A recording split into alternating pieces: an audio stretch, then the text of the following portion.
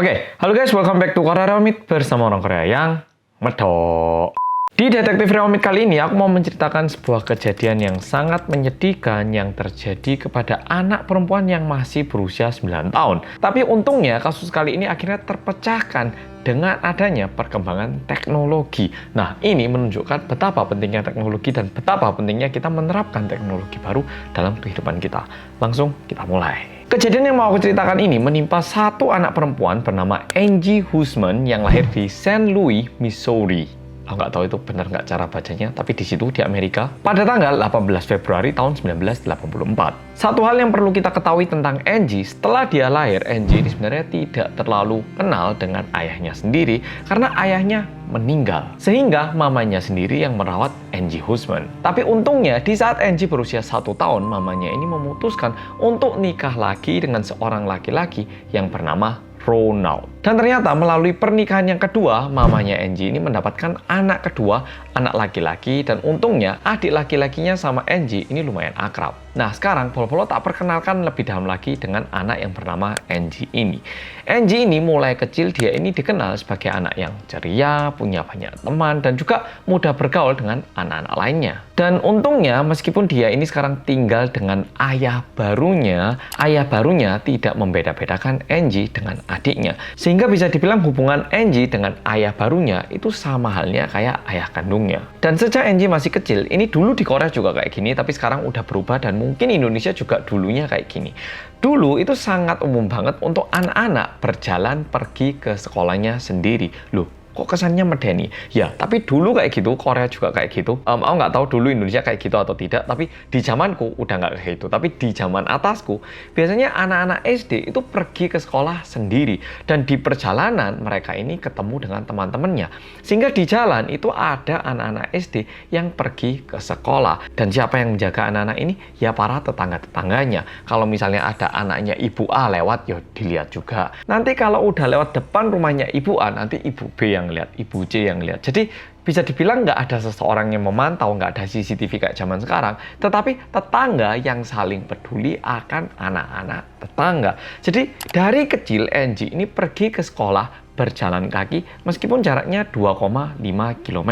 Dan mungkin ini yang bikin anak-anak zaman sekarang lebih gemuk. Dulu anak-anak jalan ke sekolah kayak 2 kilo ya normal kayak gitu. Dan kejadiannya ini terjadi pada tanggal 18 November tahun 1993. Pada hari itu, seperti biasanya, Angie berangkat sekolah, tapi nggak pulang-pulang. Awalnya mamanya Angie ngira mungkin Angie ini lagi main sama temennya atau mampir kemana. Apalagi dulu kan nggak ada HP ya, tuh nggak bisa di WhatsApp gitu. Ataupun mencari tahu GPS-nya gitu. Jadi mamanya ngira ya mungkin Angie mampir kemana bentar atau main sama temennya. Tapi ditunggu hingga malam hari pun, Angie ini nggak pulang-pulang. Dan setelah ditunggu-tunggu hingga jam pulang biasanya Angie ini nggak kelihatan sama sekali.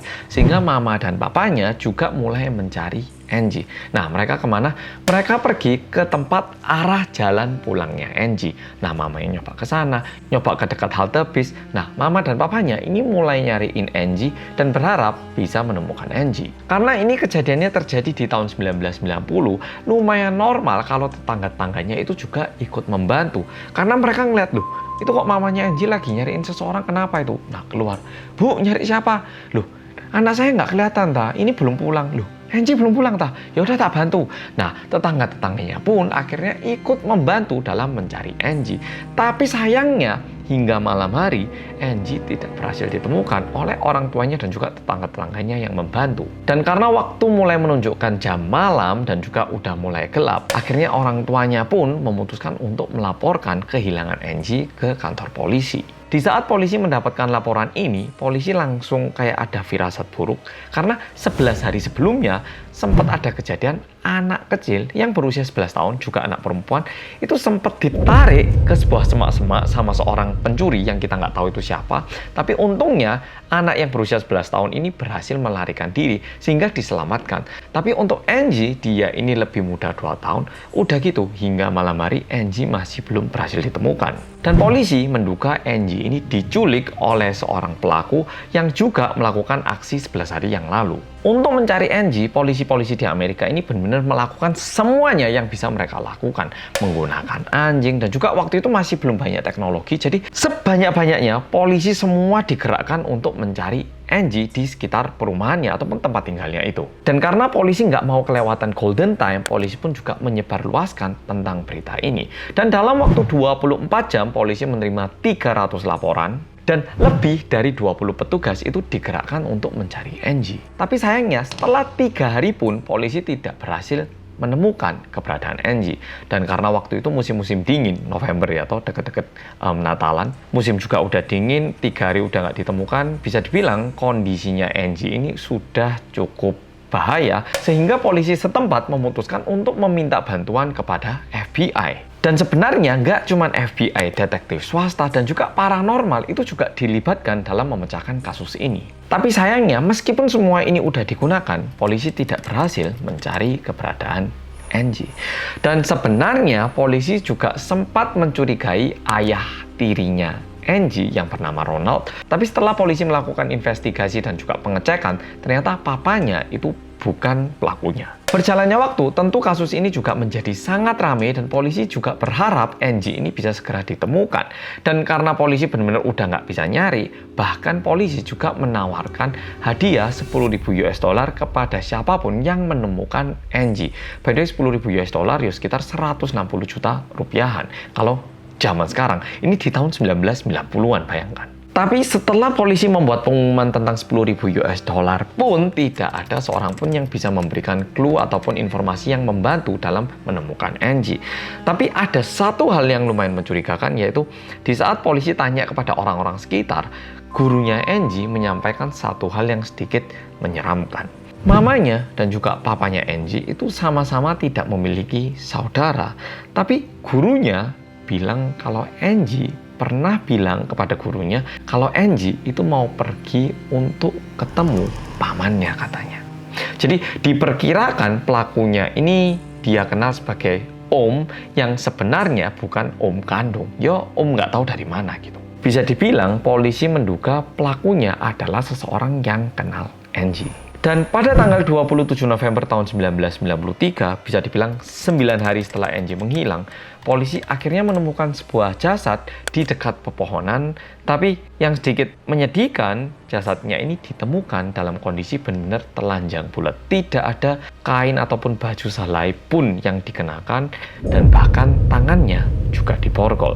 Tentunya polisi berharap jasad yang ditemukan ini bukanlah Angie, tapi di sekitar jasad itu ada satu buku dan ya maksudnya barang pribadi gitu. Dan saat dilihat bukunya, di sampulnya tertulis nama Angie Usman.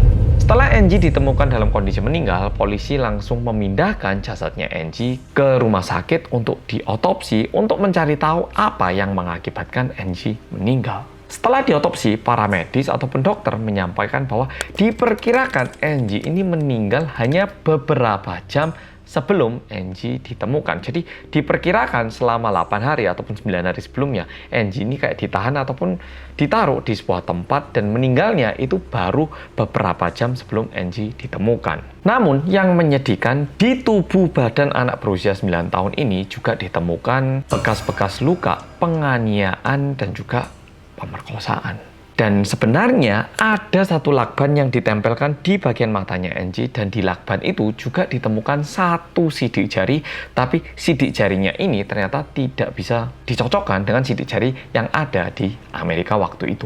Jadi polisi juga nggak tahu apakah ini merupakan warga negara asing yang melakukan atau memang betul yang melakukan adalah pelaku Amerika, tapi sidik jarinya tidak terdaftar di informasi kepolisian. Dan tidak lama setelah itu, pada tanggal 1 Desember tahun 1993, lagi-lagi ada kejadian gadis ataupun anak perempuan yang berusia 10 tahun bernama Cassie itu menghilang, dan 10 hari setelah itu Cassie ditemukan dalam kondisi meninggal di tempat yang berbeda. Lagi-lagi polisi mengira pelakunya adalah orang yang sama dengan orang yang melakukan pembunuhan terhadap Angie dan juga gadis yang berusia 11 tahun. Tapi setelah dilihat, untuk Cassie ini kejadiannya agak berbeda karena ditemukan luka di bagian kepalanya. Sehingga polisi juga memperkirakan bisa jadi pelakunya ini berbeda dengan pelakunya Angie dan juga pelaku yang hampir melakukan kriminal kepada anak berusia 11 tahun. Tapi untungnya untuk kasusnya Cassie ini berhasil dipecahkan karena kebetulan di tempat ditemukannya Cassie, di dekatnya situ itu ada jejak ban. Jadi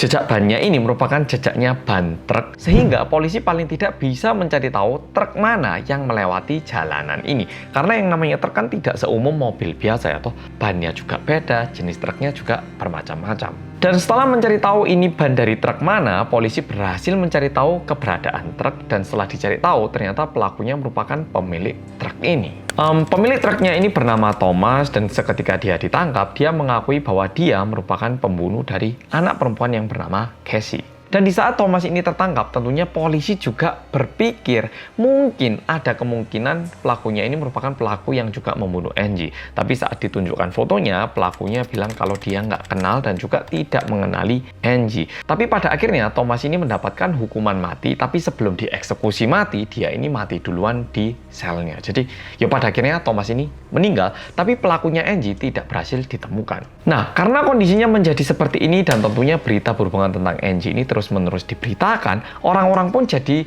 mulai berharap semoga pelakunya Angie itu bisa segera ditemukan. Bahkan ada satu pengusaha yang tinggal di daerah St. Louis ini menambahkan jumlah hadiah kepada siapapun yang bisa melaporkan tentang pelakunya Angie. Dan nominal yang dia sumbangkan itu mencapai 250.000 US dollar. Jadi 250.000 dari pengusaha, 10.000 dari kepolisian. Digabung menjadi 260.000 US dollar. Jadi kepada siapapun yang bisa memberi informasi tentang pelaku, itu bakal mendapatkan 260.000 US dollar di tahun itu. Dan kalau dirupiahkan zaman sekarang, berdasarkan kurs zaman sekarang, itu mencapai sekitar 421 juta. Tapi tidak ada informasi yang benar-benar bisa membantu dalam penangkapan pelakunya. Dan anehnya, beberapa tahun setelah kejadian di tahun 2001, jadi sudah lumayan lama, kayak 7 tahun, 8 tahunan setelah itu, ada satu narapidana bernama Corey Fox yang tiba-tiba ngaku kalau dia merupakan pelaku pembunuhan Angie. Tapi setelah diinvestigasi, polisi tanya, kamu bunuhnya gimana, di mana, menggunakan apa? Dia tidak bisa menjawab, alias dia itu kayak mau pura-pura menjadi pelaku, sehingga Corey Fox tidak mendapatkan hukuman. Karena ini memang betul, kalau misalnya ada orang meninggal, terus ada orang nih, dia dibayar sama pelaku untuk masuk penjara sebagai gantinya. Tapi ketika polisi tanya, kamu benar pelakunya? Kamu bunuhnya gimana? Pakai pisau apa? Dan kalau ini orang bukan pelakunya, dia tidak bakal bisa menjawab sedetail itu ya, toh. Sehingga ini bisa dibilang merupakan satu tindakan dari kepolisian untuk mencegah penangkapan orang yang salah. Dan salah satunya ya kayak Corey Fox ini, dan karena Corey Fox tidak bisa membuktikan kalau dirinya merupakan pelaku, Corey Fox tidak mendapatkan hukuman atas kematiannya Angie. Namun untungnya di tahun 2007, sekitar 14 tahun setelah kematiannya Angie, polisi menangkap seorang laki-laki bernama Roger, karena Roger ini sering banget pergi ke tempat meninggalnya ataupun ditemukannya Angie terakhir kali.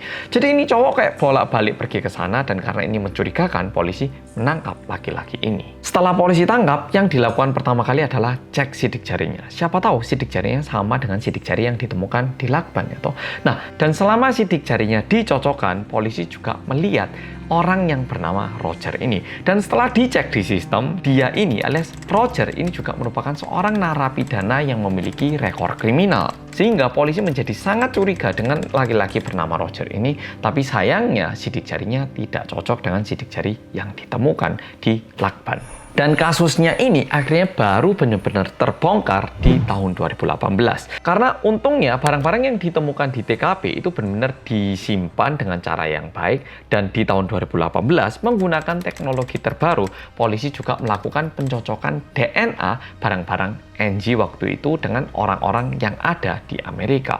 Dan ternyata polisi berhasil menemukan DNA yang ditemukan di pakaian dalamnya Angie dengan DNA seseorang. Nah, DNA seseorang ini siapa? DNA ini ternyata merupakan DNA-nya seorang laki-laki yang bernama Earl Cox. Dan kebetulan dia ini memiliki rekor kriminal terhadap anak-anak di bawah umur. Sehingga kemungkinannya bisa dibilang sangat tinggi, dan bisa dibilang karena udah ada DNA-nya di pakaian dalamnya Angie, ini bisa menjadi bukti bahwa Earl Cox ini merupakan pelakunya. Sehingga polisi langsung pergi menangkap cowok yang bernama Earl Cox ini, dan ketika ditanyai, dia pun mengaku kalau dia merupakan pelakunya ternyata.